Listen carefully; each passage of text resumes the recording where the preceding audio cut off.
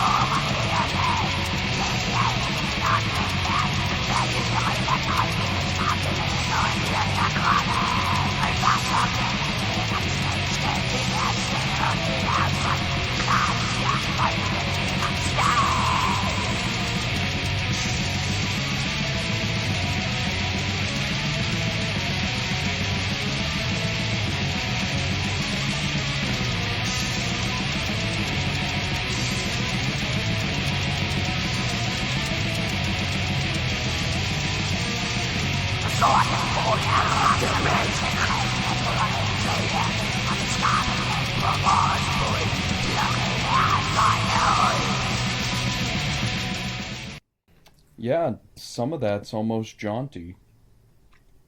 Yeah. I don't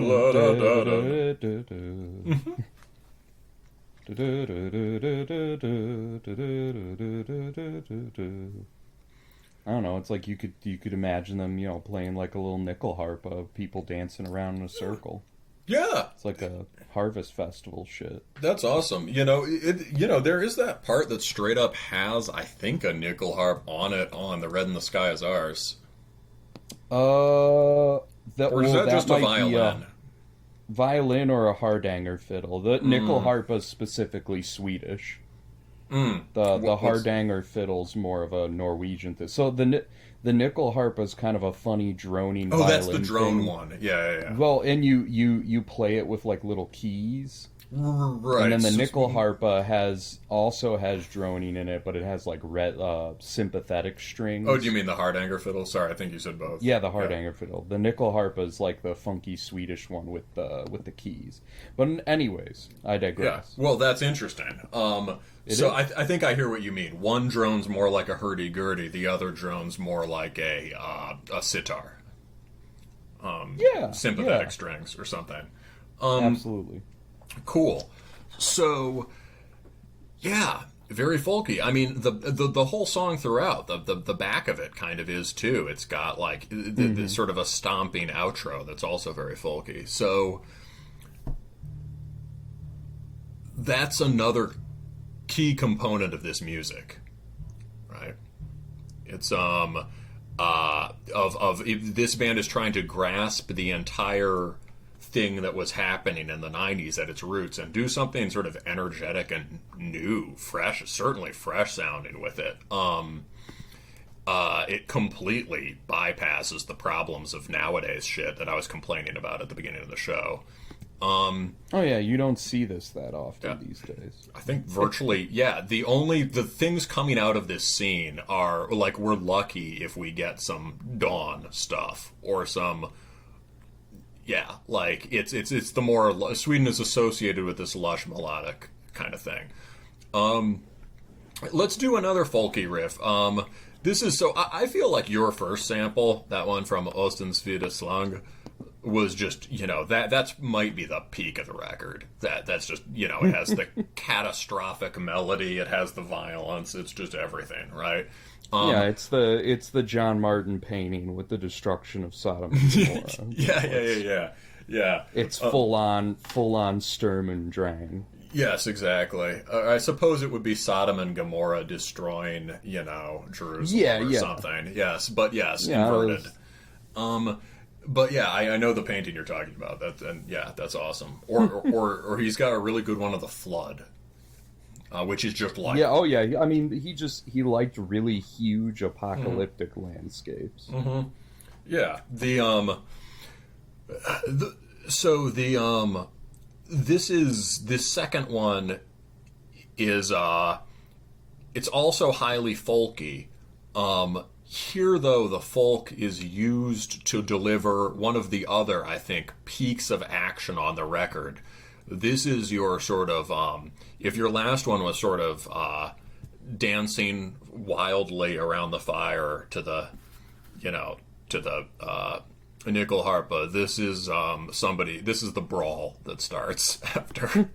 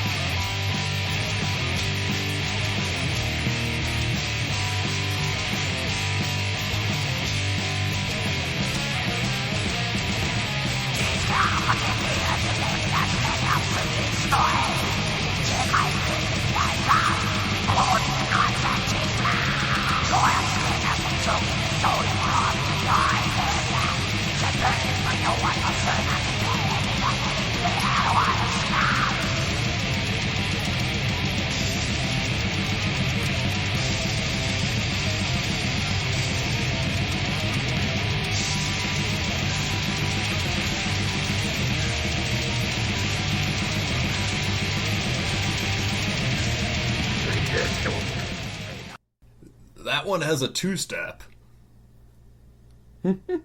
which actually happens. The what? The lads engage in a bit of wrestling. A bit of wrestling. Open up the pit, as it were. This is a although this is extremely on the metal side of the early black metal in terms of not being overtly punky. It very much has the punk, the cool parts about punk that made it into second wave BM.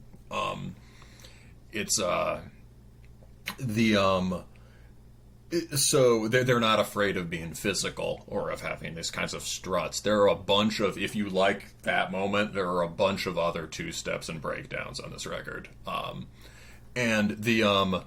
So in a lot of the songs, the sample, I guess one compositional difference, right, is that on the more neoclassical songs, the center is on these very long processional phrases, right?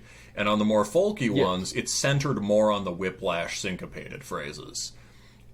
This song, I guess that's what I kind of thought of as like more jaunty, more brisk. I mean, all of it is fast. All of it is hyper fast, but brisk in feel.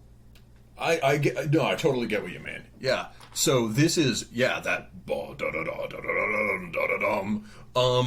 that is that's the center, but then, you get the bam, bam, ba da da da. And those are both just really heavily syncopated. And then they use the processional kind of rolling even eighths riff as the bridge, basically, to get us back to the ass-kicking part. Well, the whole thing is the ass-kicking. Well, yeah. The more the ass-kicking is. Yes. And so I wanted to do some reference points for the... It turns out I've only sampled Soren once on this show, and I just played the main riff from the title track on, as soon as it's the blue one or the brown one? No, the blue one. It at Glimmerande Murkrits Dupe. Yeah, I forgot the exact beginning of it, but yes. So the the title track has just one of my favorite black metal riffs ever, and it's just this incredible rolling, whip-lashing chariot lord riff. However, there is a bunch of, the whole record is perfect, and there are some parts on it. That last thing I sampled, this Tigere I Gulden Pjalter, is really, you can hear the Sorenisms very clearly and their connections to specific riffs and parts. So in terms of the whip-lashing main riff, here's Nar Helvetet Kalar, just a very quick sample to show you what we're talking about.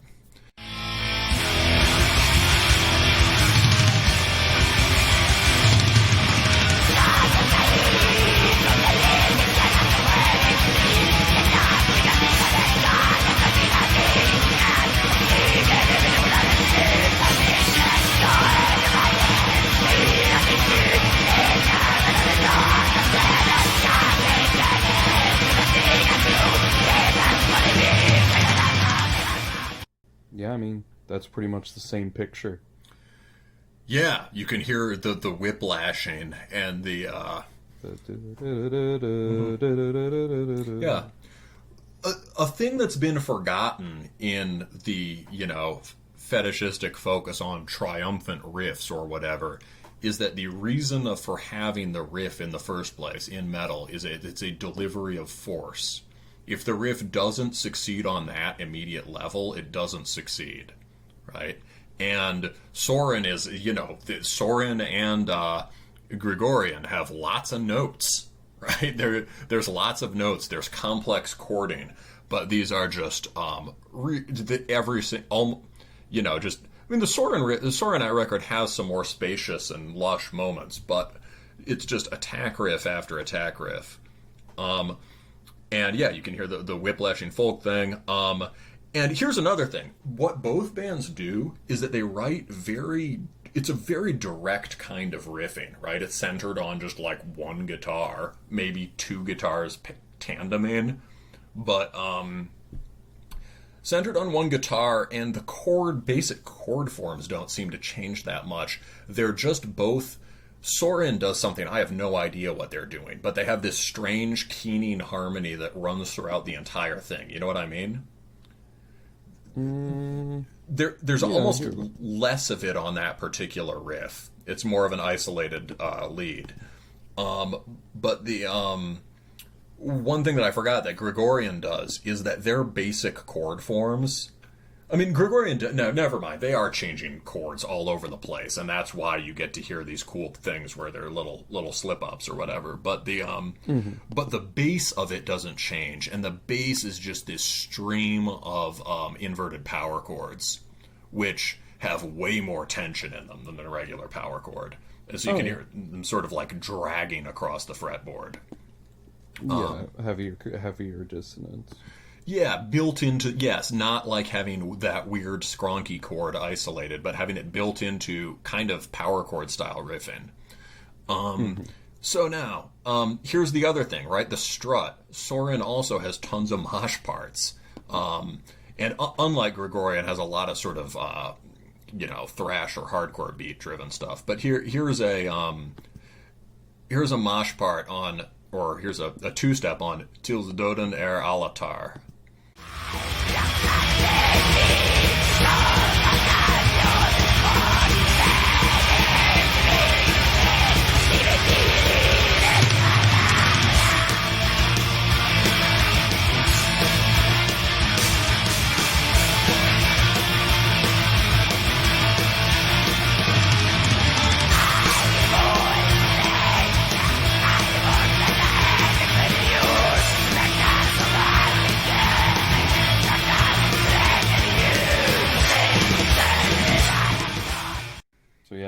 that's like some of those some of those slowdowns in Gorgoroth songs, or like